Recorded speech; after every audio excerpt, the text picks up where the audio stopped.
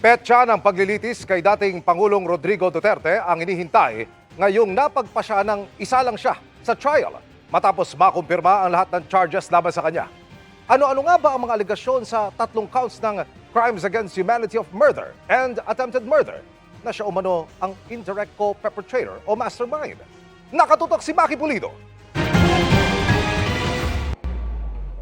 Dahil siya umano ang utak sa malawakan at sistematikong patayan mula noong siya ay mayor ng Davao City hanggang maging pangulo ng bansa. Kinumpirma ng ICC Pre-Trial Chamber 1 ang kasong crimes against humanity of murder and attempted murder laban kay dating Pangulong Rodrigo Duterte.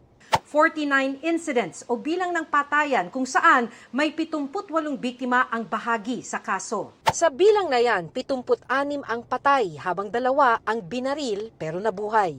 Hindi rin bababa sa 3 biktima ang menor de edad. Non-exhaustive list ito ayon sa Pre-Trial Chamber 1 ng ICC.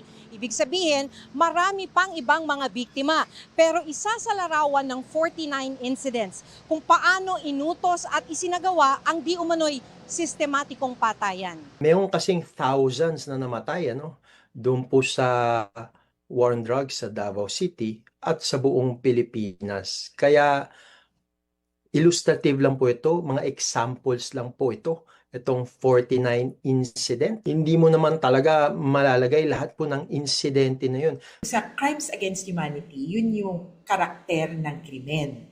Hindi siya simpleng murder, mas matining yung pagiging widespread o malawakan at saka sistematiko ng krimen. May 3 counts o 3 pagkakataong inutos umano ni Duterte ang sistematikong patayan laban sa mga sibilyan. First count ay noong mayor si Duterte ng Davao City mula 2013 hanggang 2016. Sabi ng ICC, bilang mayor, ginamit umano ni Duterte ang kanyang kapangyarihan para ipapatay ang mga kriminal sa ilang pulis Davao at mga hitman.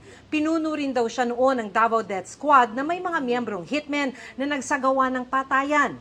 Second count, murder ng high-value target nung presidente na siya mula 2016 hanggang 2017. Ang mga high-value target umano ay mga drug manufacturer o miyembro ng mga drug syndicate.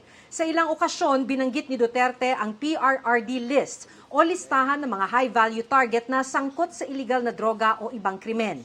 At ilan sa mga nabanggit, napatay sa mga anti-drug operation. Ayon pa sa kaso, ang mga nakapatay ng mga nasa PRRD list, patagong nakatanggap umano ng cash reward pati bayad mula 50,000 hanggang 1 million pesos depende sa level ng target.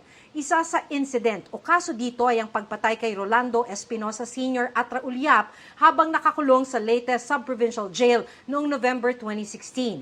Sabi noon ng mga pulis, nanlaban o tinangkaraw barilin ni Espinosa ang mga operatiba ng PNP-CIDG nang magsilbi ito ng search warrant. Pero ayon sa isang testigo ng NBI, pinasok sa selda si Espinosa at pinagbabaril. Third count, Oplan Tokhang o Barangay Clearing Operations mula July 2016 hanggang September 2018 na tinarget ang mga low-level target. Isa sa mga kaso rito ay ang pagpatay sa 17 taong gulang na estudyanteng si Kian Lloyd de los Santos sa isang one-time, big-time operation sa Caloocan City noong August 2017. Pinatay ng mga pulis si Kian dahil bumunot daw ito ng baril nang tangkaing arestuhin ng mga pulis.